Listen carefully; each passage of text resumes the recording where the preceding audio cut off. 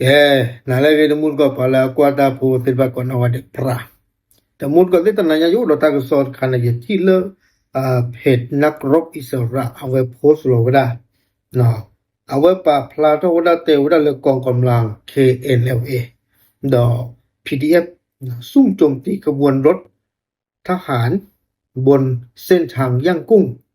มาละแม่งรถทหารถูกเผาทำลาย1 คันเสียชีวิต3 นายตากระซอนเตวดาเลยกันยอสึก KLA ดอ PDF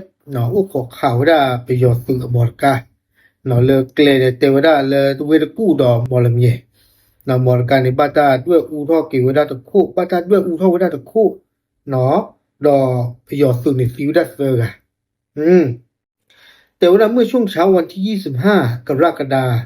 มบนถนนสายย่างกุ้งมาละแมงช่วงระหว่างหมู่บ้านปติญโยและโมกองอำเภอสะเทิบรัฐมอนแต่ว่าเพกิชียซอเพปูกุยเดเลเกลตะโบเลโอดาเพเวรกูดอมอลเมีย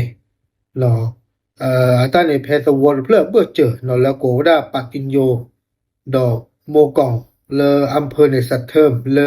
มอนตะกะปาตะมูดก่อนที่เอาได้อย่าฮิเนโยดากซอดีอย่าบัดเตปอโยคีละไม่เลยเอาได้ไม่ไปโยโกจะเลยดีโยโกหรือเปล่า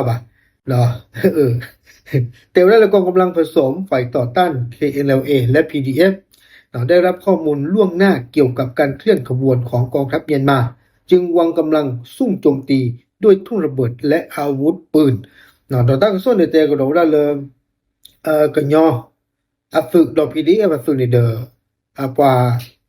เตปียบ้าหมอป่าเตบ้าเลยไปยอฝึกอมรการในเดอเกเฮวได้เลยเกลดบุญนี่ดอฝึกในเดอเลอุโคได้คู่เลเชโลได้ปูเตวได้ดอเราในเดอขอกขาวได้ดอกโกลดอต้านส่วนในแต่ก็ได้เลยรถทหารของกองทัพเมียนมาถูกไฟไหม้เสียหาย1 คัน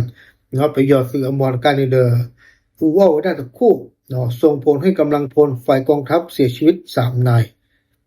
ไปยอดสุนเนซิวดัสเซอร์กะดอกไม่เลยเอาไว้ได้ KLA ดอก PDF อยู่ตามกระทรวงเตลได้เลยขณะที่ฝ่าย KLA และ PDF สามารถถอนกำลังออกจากพื้นที่ได้โดยไม่มีผู้ได้รับบาดเจ็บไม่เลย KNLA สื่อดอก PDF สื่อในเดอจึงแล้วเวอุขอขาได้บุลในเดอสื่อในเกลอคิดที่เขาหรอกสื่อในบ้านดูด้านนอกกับบ้าเอาไว้ในเมตากระทรวงนักรบอิสระป่าพลาทอุดะนักรบอิสระเนี่ยเว็บเปิดเราเป่าได้หมุนเราเตลด้านแรงข่าวตากระซ้อข้อที่ข้อบนในเดอฮินเนวได้เลยเอาได้ KLA ดอก PDF อุดกป่าไม่เลิกประโยชน์สุดกป่าในเดอนี่ตอนแรกปูนี่หรอแต่ป่าพลาทอุดะตั้งนอนมีดีบ้าว่าบ้าสู้บ้าสามมือมาหมดกว่าสิบ้าขอขายเยอะหรอตาเปิดเตยเลยนมีดูขอข่าวว่าดินมาตันเนบะขอพระสุนิวดอเรียบาอันนี้ปะโอเคเลยรับเลย